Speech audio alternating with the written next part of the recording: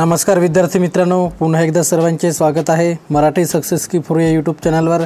तर मित्रांनो, आजच्या व्हिडिओमध्ये आपण चालू घडामोडी 2024 अंतर्गत 10 मे 2024 या दिवसाचे काही महत्त्वाचे चालू घडामोडीचे प्रश्न हे सोडवून घेणार आहोत। तर मित्रांनो, हे प्रश्न आपल्याला सर्व परीक्षांसाठी फार महत्त्वपूर्ण असे ठरणार आहेत। व्हिडिओ पूर्ण बघा जेणेकरून आपल्याला व्हिडिओमध्ये फायदा होईल। तर मित्रांनो, चला वेळ वाया न घालवता व्हिडिओला सुरुवात करूया।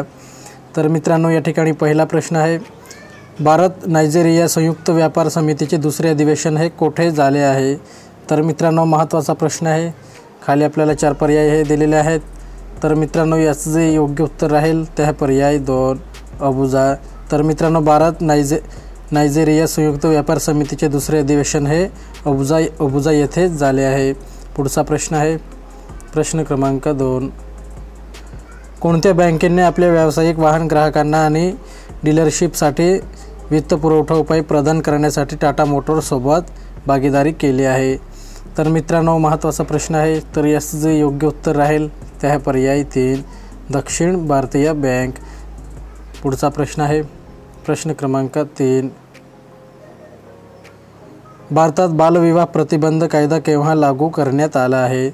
तर मित्रांनो, महत्त्वाचा प्रश्न आहे। तर याचं जे योग्य उत्तर राहील ते आहे पर्याय 3 2007। तर मित्रांनो, भारतात बालविवाह प्रतिबंध कायदा हा 2007 या वर्षी लागू करण्यात आला आहे। पुढचा प्रश्न आहे, प्रश्न क्रमांक 4, सर्वोच्च न्यायालय बार असोसिएशनच्या कार्यकारिणीत महिलांसाठी किती टक्के जागा राखीव आहेत? तर मित्रांनो, याचं जे योग्य उत्तर राहील ते आहे पर्याय 1 33%। तर मित्रांनो, सर्वोच्च न्यायालय बार असोसिएशनच्या कार्यकारिणीत महिलांसाठी 33% एवढी जागा राखीव आहे। पुढचा प्रश्न आहे, प्रश्न क्रमांक 5, दुबई येथे पार पडलेल्या पहिल्या गल्फ यूथ गेम्स 2024मध्ये कोणत्या देशाने सर्वाधिक पदके जिंकले आहेत? तर मित्रांनो, याचे योग्य उत्तर राहील ते आहे पर्याय 4 UAE। तर मित्रांनो, दुबई येथे पार पडलेल्या पहिल्या गल्फ यूथ गेम्स 2024मध्ये UAE या देशांनी सर्वाधिक पदके जिंकली आहेत। पुढचा प्रश्न आहे, प्रश्न क्रमांक 6, पहिले गोल्फ यूथ गेम्स 2024मध्ये UAEने सर्वाधिक किती पदके जिंकली आहेत? तर मित्रांनो, महत्त्वाचा प्रश्न आहे। तर याचं जे योग्य उत्तर राहील ते आहे पर्याय 2 286। तर मित्रांनो, पहिले गल्फ यूथ गेम्स 2024मध्ये UAEने सर्वाधिक 286 पदके जिंकली आहेत। पुढचा प्रश्न आहे, प्रश्न क्रमांक 7, चीन पहिल्यांदा आपल्या चंद्रयान मोहिमेमध्ये कोणत्या देशाच्या ऑर्बिटरचा समावेश केला आहे? तर मित्रांनो, याचं जे योग्य उत्तर राहील ते आहे पर्याय 1 पाकिस्तान। तर मित्रांनो, चीन पहिल्यांदा आपल्या चंद्रयान मोहिमेमध्ये पाकिस्तान या देशाच्या ऑर्बिटरचा समावेश केला आहे। पुढचा प्रश्न आहे, प्रश्न क्रमांक 8, जेरेमिया मानेले यांची कोणत्या देशाचे पंतप्रधानपदी नियुक्ती झाली आहे? तर मित्रांनो, महत्त्वाचा प्रश्न आहे। तर याचं जे योग्य उत्तर राहील ते आहे पर्याय 1 सोलोमन द्वीप। तर मित्रांनो, जेरेमिया मानेले यांची सोलोमन द्वीप या देशाच्या पंतप्रधानपदी नियुक्ती झाली आहे। प्रश्न क्रमांक 9 आहे, कोणत्या देशाने वर्ल्ड HRD काँग्रेसचे आयोजन हे केले होते जिथे स्टारटेकला प्रतिष्ठित पुरस्कार मिळाले आहे? तर मित्रांनो, महत्त्वाचा प्रश्न आहे। तर याचं जे योग्य उत्तर राहील ते आहे पर्याय 4 फिलिपिन्स। तर मित्रांनो, फिलिपिन्स या देशाने वर्ल्ड HRD काँग्रेसचे आयोजन हे केले होते जिथे स्टारटेकला प्रतिष्ठित पुरस्कार मिळाले आहे। पुढचा प्रश्न आहे, प्रश्न क्रमांक 10, कोणत्या देशाच्या नौदलाने भारतीय नौदलाबरोबर सामरिक युक्ती आणि हेलिकॉप्टर ऑपरेशनचा समावेश असलेल्या सागरी भागीदारी सरावात सहभाग घेतला आहे? तर मित्रांनो, याचं जे योग्य उत्तर राहील ते आहे पर्याय 3 नेदरलँड। तर मित्रांनो, पुढचा प्रश्न आहे, प्रश्न क्रमांक 11,